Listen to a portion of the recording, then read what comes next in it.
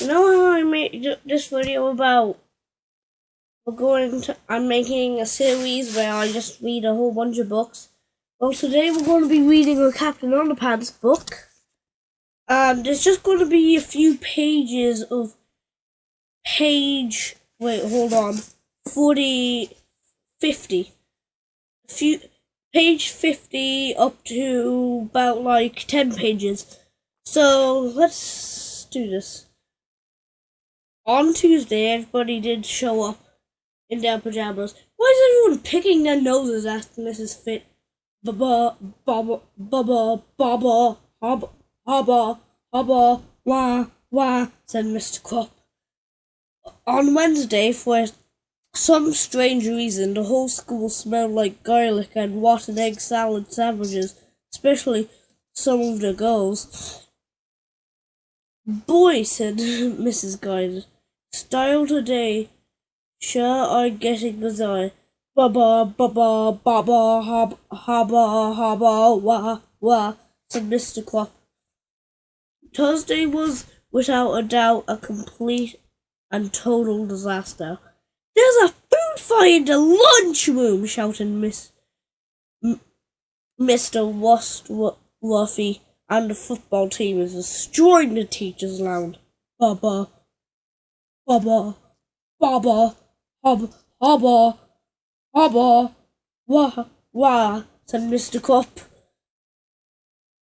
Now nobody was sure what happened on Friday.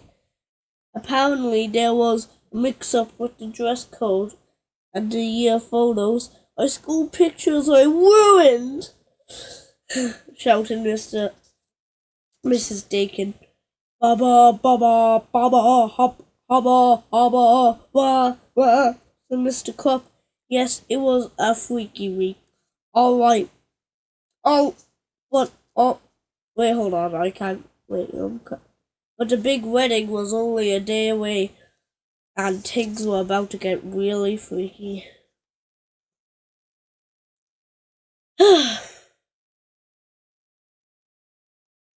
It was Saturday, the day of the big wedding. Miss Anthrope, true to her word, had taken care of everything. In just 1 week, she had transformed the gym museum into a beautiful wedding hall, complete with food, decorations, and even a 2-meter tall ice sculpture. All of the children were dressed in their finest clothes. Howard even wore a tie. Man, said George, I can't believe we have to go to school on Saturday. I know, said Howard. Why couldn't they have had this wedding during Monday's math test? I know. It's a pain in the ass when you have like something to do. Soon the organist began to play. The organ began to play. The rabbi walked down the aisle. He approached George and Howard and stopped to talk to the boys. I've heard a lot about you two, said the rabbi, and I don't want you boys playing any of your tricks today. Silly rabbi, said George. Tricks are for kids. Believe it or not, George and Howard had planned and pranks for the big wedding. They had no joy balloons up their sleeves, no squatting flowers in their labels, and no whoopee cushions on their chairs. They were on the best behavior. They were on their best behavior. Nothing could go wrong today. In no time at all, Mrs. Ribble and Mr. Crop were standing in front of the rabbi, looking quite ill. The rabbi asked Mr. Crop if he would take Mrs. Ribble to be his lawful wedded wife. Baba, hubba. You already know where this is going, so I'll just read it in my head.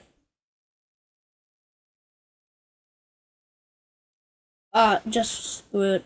I'll just do it anyways. Baba, hubba, wah, said Mr. Crop. And the rabbi asked Mr. Wibble if she would take Mr. Quop to be her husband. There was a long silence. Everyone leaned forward.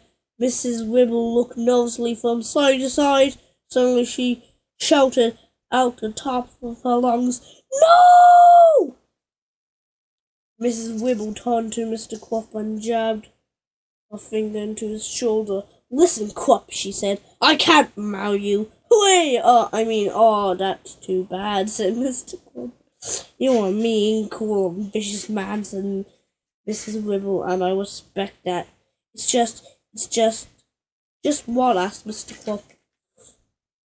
"I've got you a nose," said Mrs. Wibble. "You've got the most one. It's just your nose," said Mrs. Wibble. "You've got the most ridiculous nose. I've never seen anything quite like it. I just couldn't marry somebody with such a silly nose." Mr. Quop got angry. "Well, fine," he shouted. "I didn't want to marry you anyway. It was George and Howard's fault. They tricked us." Suddenly everybody in the gym museum turned and looked at George.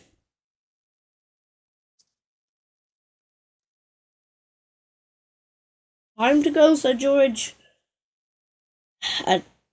As George and Howard turned to leave the gym museum, they heard the loud thuds of studded wedding boots clomping down the aisle towards them. Boom! "I'm gonna grid those kids into head cheese!" screamed Mrs. Wibble as she longed for the two boys. George and Howard screamed and ran to the back of the room near the refreshments. They had hid behind two large wooden pillows.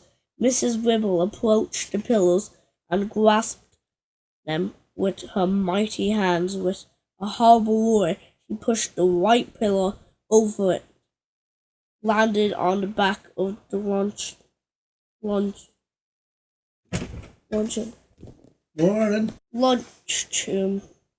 table,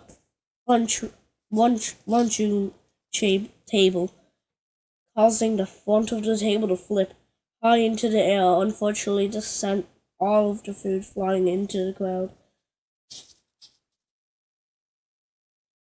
Creamy candied carrots clobbered the kindergartners. The fatty French fish fritters slipped onto the first graders. The sweet and sour spaghetti squash splattered the second graders. The tree towels and drawing police turned the third graders. 5 humble frosted fudgy fruitcakes belonged to fourth graders, and 55 pistol fancy refrigerators right. It's flattened the fifth graders. Oh God! By now you are probably worried that the wedding guests had nothing to drink with their lovely appetizers. Well, rest assured, the second pillow took care of that.